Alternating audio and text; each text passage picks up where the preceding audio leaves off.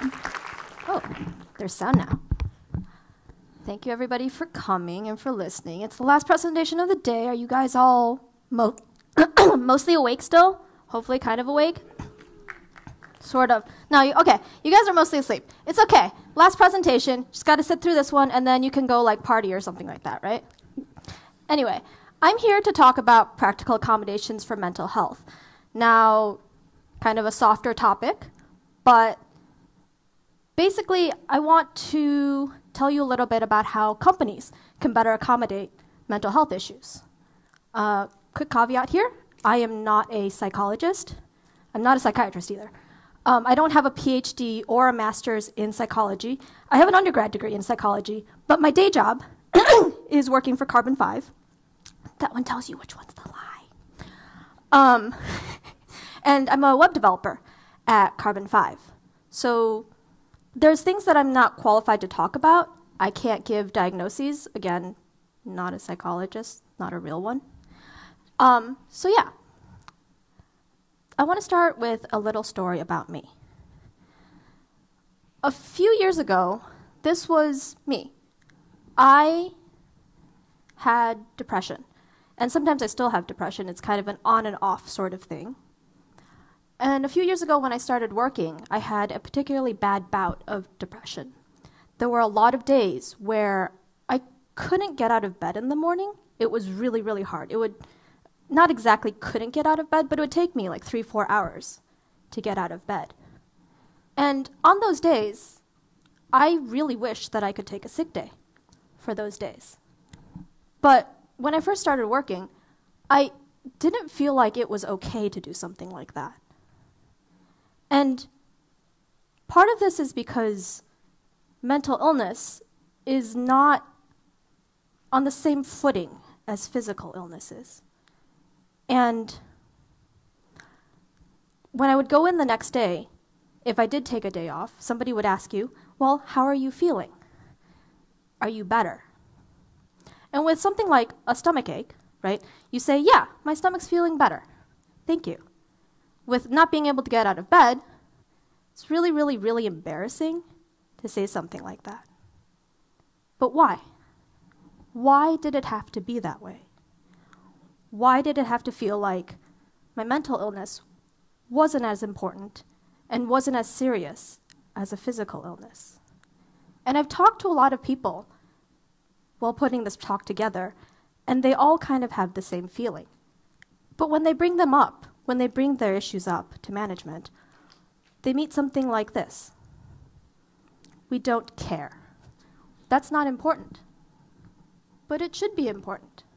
Because a lot of us do something like, oops, wrong slide. But it should be important. It should be important. And part of the reason why it's important is that it's actually against the law to discriminate against mental health issues. There was a woman who brought a case earlier this year, and she had bipolar, and she mentioned to her company that she would like to take a leave of absence to take care of her illness. And the company refused. They fired her. And she brought this case to court, and she won. And the judge said that under ADA laws, that she should be able to negotiate a leave of absence for a situation like that. And these things are important because a lot of us do something like this. A lot of us code for a living. I code for a living. And we are called knowledge workers, right? We rely on what's between our 2 ears to produce output for companies to make some money. Something like that anyway. And our mental health is really important to how we perform. And this is not just 1 or 2 people, right? Mental health issues is a really kind of population-wide thing. 18.1% of adults every single year is diagnosed with a mental health issue. 18.1%. And there's no reason to believe that our industry is really that different. Well, we have an ageism issue, actually, in this industry, tech. we have an ageism issue. And so maybe our statistics actually look more like this. 20.1% of those 18 to 49 are diagnosed with a mental health issue every single year. And so when you look around at your coworkers, there's going to be a bunch of people who have a mental health issue, but we don't really talk about it that much. Let's talk about star players. Let's talk about people who are top performing in your company. We all love star players, we want to be star players, and we all want more of these. Let me tell you a story. One of the people that I talked to, he would have performance issues. And their manager came to them one day and said, you know, when you're on top of your game, you are excellent. You are fantastic. But when you're not interested in what you're doing, you are really, really, really bad. Like, to the point where we probably would have to eventually let you go. And the manager said, you need to really kind of examine what's going on, maybe talk to a therapist and see what's going on. And they did. They talked to therapists, they talked to a psychologist, they got on medication for ADD, and they got better. And today, they are a top performer. And this is what we want in our companies, right? We want to be able to turn people who have potential into top performers. Of course, a conversation like this between a manager and their report requires a lot of trust. And it's really hard for people to talk about some of these issues because with mental health, there's a lot of stigma. When you think about mental health, what do you picture? Think about it for a moment. Right? A lot of us picture someone who's crazy on the street. And sure, there's a part of having a mental health issue. Some of people are, in fact, walking around on the street shouting. But most of us are not like that, right? That is a small segment of the population. Most of us sit right next to you. Most of us, like me, I have depression, and most of the time I'm really high functioning. But every once in a while, I have days where I can't get out of bed. And so, because what we picture is something so extreme, those of us who are not necessarily having an extreme case feel like we can't speak up. And so a lot of people won't tell you about their mental health issues. But maybe there's some low-hanging fruit that we can do to reduce the stigma. They're cute, aren't they? And there's some things, generally speaking, you can do without necessarily knowing that somebody has a mental health issue. On the very first day that somebody joins your company, you can destigmatize mental health issues. In your handbook, product placement, in your handbook, you can talk about what kind of mental health coverage you have, right? Whether that's part of your health insurance plan or you have something else that supplements it. Because not everybody knows the kind of mental health coverage that you're going to have.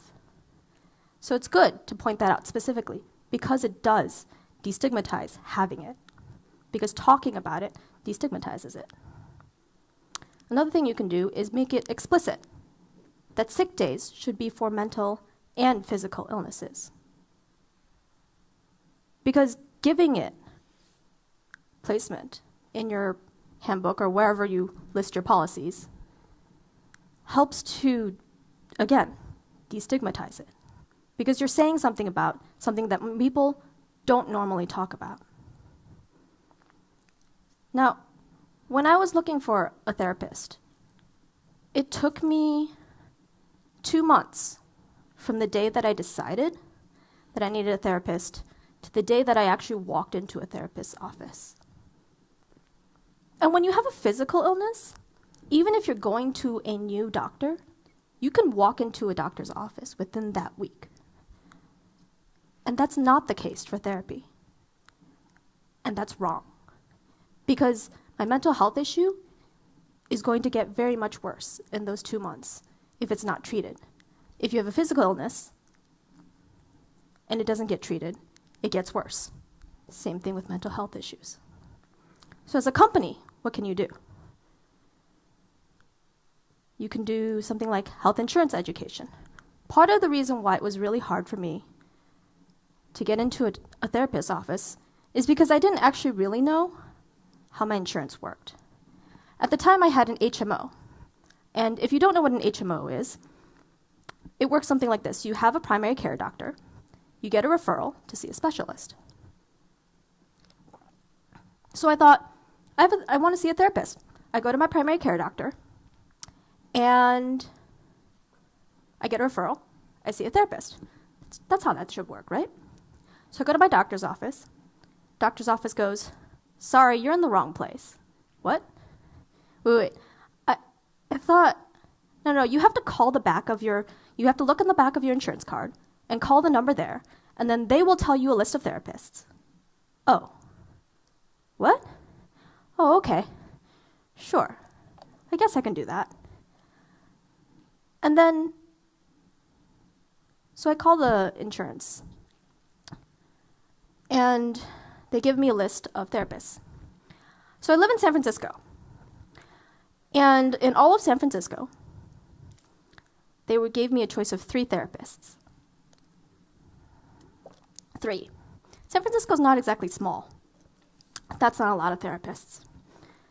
And it's because of something that KQED talks about. You can't find a therapist? They're frustrated too. And the reason why you can't find a therapist is not just that people don't know necessarily how to use their insurance, but it's because there's an issue in the insurance system. And there's a statistic here. In California, sorry, I don't have one for Missouri. 50% of therapists in California don't accept insurance. And the reason for this is multifold, really. Insurances don't pay therapists market wage. So in California, at least, it's like $150 to $200 an hour. If you see a really expensive therapist, it can go up. But let's stick with like $150 to $200 an hour to see a therapist. And insurances will pay maybe half of that, which is a lot of money for therapists to leave on the table for a lot of extra paperwork. And so a lot of them don't accept insurance. And the ones that are willing to accept insurance, the ones that are trying to get into the networks, they get turned down. Because insurances want to kind of contain their costs. And so if there's fewer therapists and everybody's trying to see the same therapist and you can't get an appointment and you wait another month to see the appointment, maybe you won't go see your appointment and then they don't have to pay. Right? This is a problem. It's a problem because it should not take me 2 months to see a therapist. So as a company, right, what can you do to make this better? Oh, right, let me rehash the point of like, this is actually not that expensive to do. So let's talk about how when it costs more to do therapy, you're not going to go and see your therapist. Right? There's a lot of studies out there that say that when your costs go up, you utilize things less. Right? There's a bunch of studies, especially in the health industry, that talk about this. And this is basic economics. Things cost more, demand goes down, that kind of thing. Right? But there's a bunch of studies, just in case people don't believe that that's true. And this means that if I have to pay, let's say, $150 an hour 4 times a month, that's $600 a month to see a therapist. That's a lot of money. I'm probably not going to see my therapist very often or at all, right? This is really expensive. And companies can make this better. You can do something like supplementing the insurance for therapists, right? You can bring the cost down. For a company, let's say you cut down the cost to $300 a month. $300 a month for 1/5 of your workers. It's a lot less money than them quitting. It's a lot less money than some of the perks that are being spent on keeping your people there. And you can turn people into star players, right? Please do it. The other thing you can do is really, if you want to make differences that are slightly wider, you need to talk about it. You really need to talk about mental health issues. Because, again, there's a stigma about it. And the stigma is there because nobody talks about it. And when nobody talks about it, then everybody else thinks it's not okay to talk about it. And if you really want to make a wide-reaching impact, you really, really just kind of have to talk about it. That's why I'm here. But also it builds trust. Because if you're willing to talk about it, it means maybe this is important to you. If this is important to you, maybe it's okay to take care of it. Right? Maybe it's okay. So I want to talk about a manager. And this manager, one of the people that I talked to, is very open about their mental health issues. They also have ADD, kind of a theme. I ended up talking to a bunch of people with ADD. And the thing about ADD is that it's actually kind of a recent disorder in terms of its stabilization in its diagnoses. And it's not until 1997 that we start tracking what ADD prevalence is in the general population. And so this manager has to have a lot of reports that come in that are diagnosed in their kind of like mid-20s, late 20s, because it is such a newer disease. A lot of people were not diagnosed as children. But because this manager is open about their mental health issues, their reports also feel that they can be open about their issues. And that means he can also talk about strategies to take care of ADD and work with them to make it better. One of the things that he recommends is actually really simple. It's just to have a to-do list. Now, for those of you who aren't super familiar with ADD, I've said it like 20 times now. ADD is characterized by somebody focusing on something, getting distracted by new shiny over here, completely changing their focus to the new shiny, and then forgetting what they were originally worked on. And this is fine because they get really focused in the new thing, but it's also not fine because they forgot about what they were originally working on. So having a to-do list makes it really easy for them to have somewhere to focus back on when they do get distracted. Now, this is kind of a strategy for them. But in a workplace, you can do something like, on the first day of work, ask them about getting a headset. Because we have this issue in tech called open office spaces. And open office spaces are great for a couple things, right? Like collaboration and kind of bonding with the team, that sort of thing.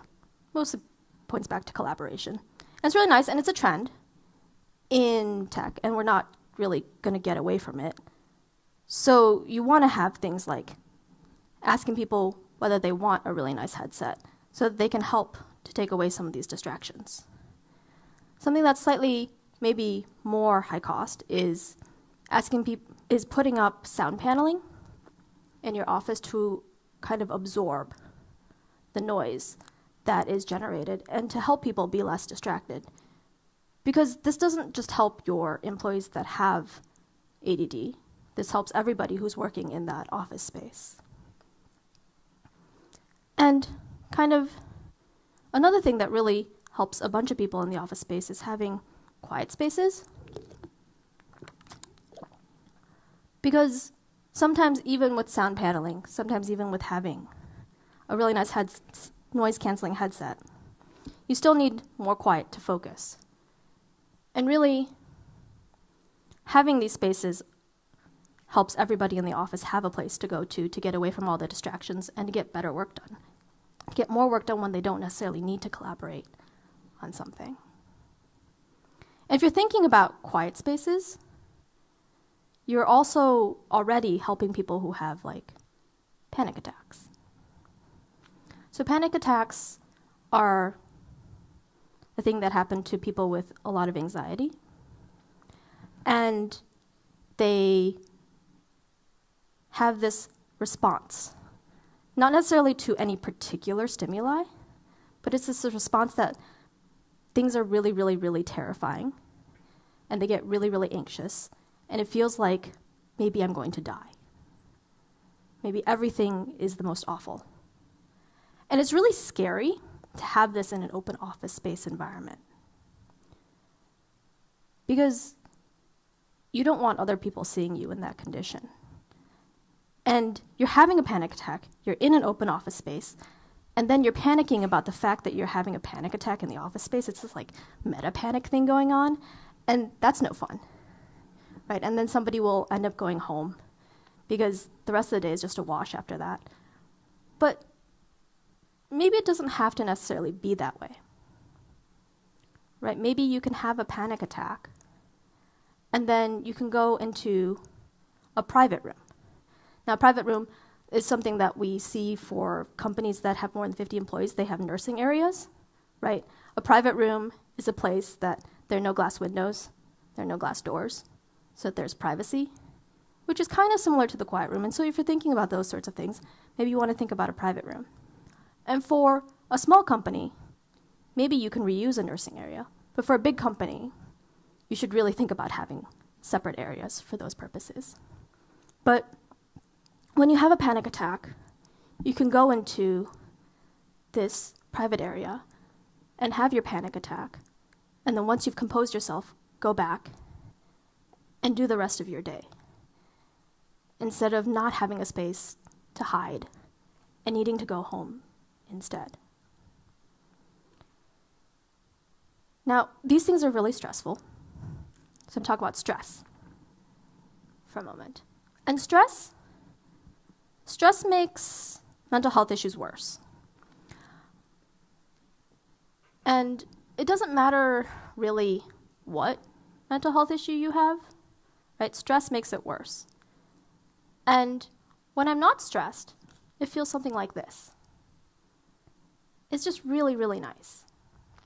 And so we want to try to reduce the amount of stress there is in a workplace. And workplaces can be hectic, and sometimes maybe you don't go home. But really, you should go home. You need to have a life outside of your work. And in a workplace, you can encourage this, right? You can turn to the person next to you when it's like 6 o'clock at night, 6:30, 7, whatever your go home time is, and say, go home. Really? Like just go home. And do your thing at home and not be here. And we can encourage people to not work overtime all the time, because this decreases people's stress, right? It's so nice to have somebody else tell me, go home, because it feels like it's okay to do that. And being able to give that permission to someone is really powerful. Another thing that helps reduce stress is having psychological safety. This is kind of a new concept. And like Google, I think, recently published an article, well, New York Times published an article that Google talked about. But anyway, so they kind of did the study where psychological safety is really, really great for collaboration, right? And psychological safety is this concept where you don't fear being embarrassed, being rejected, or being punished by your team for speaking up. And this is really, really great for teams And it's really, really great for for mental health issues, because when you feel safe, you feel like you can speak up and it's not stressful to say things that are perhaps out of the ordinary, if you will. And really, if you're already doing this for diversity, right? Diversity is kind of an issue that's been really a hot topic for the last few years in technology. You're probably already doing things like making open and accepting environments. If you're already doing it for this, you have a freebie, because it works for mental health issues as well. And just kind of as an example, I want to talk about when I first started at my current company. At the first summit that I went to, we have a summit.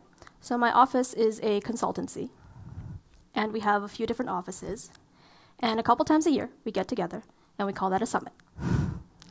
So at the first summit, all the offices get together, and we end up having a roundtable discussion about diversity and how we want to improve it at our company.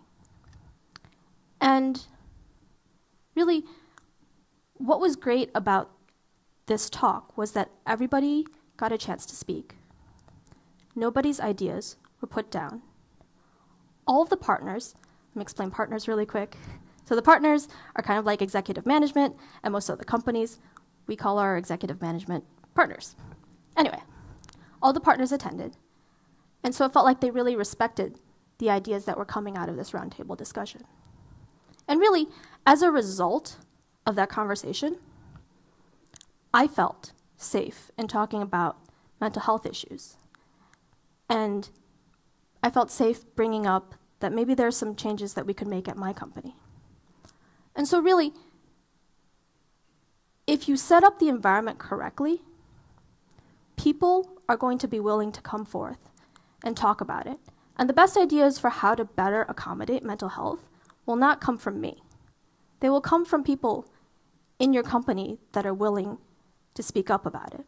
But you have to empower them to speak up about it. You have to make it safe for them to speak up about it. Now, most days, I'm kind of more like this. Whoops, wrong way. There we go. And I feel really, really calm. Of course, with depression, there are still some days that are not quite as good. But most days it's like this because I feel safe at work. And because I've gotten the therapy and the help that I've needed. And that should be the way it is for everybody. Now, the inspiration for this talk is partially also thanks to this guy, Ed Winkler. He has a talk called Stronger Than Fear. And if you want some even more information about how to better accommodate mental health and more of the reasons of why you should, he has a website. It says it here. I don't need to repeat it. So thank you. Thank you very much for listening to me. At the end of the day, if you want to contact me, I have some contact information. If you want to work with or for my company, there's their contact information. You can also talk to me about it. Thank you very much.